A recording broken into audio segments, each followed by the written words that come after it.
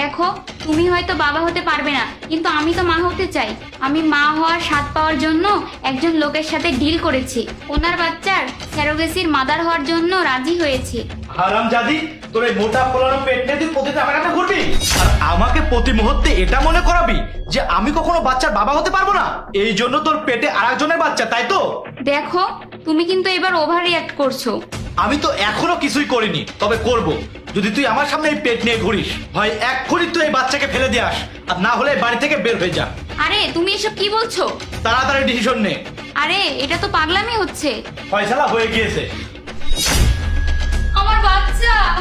বেরিয়ে যাও এই বাড়ি থেকে রাইট নাও।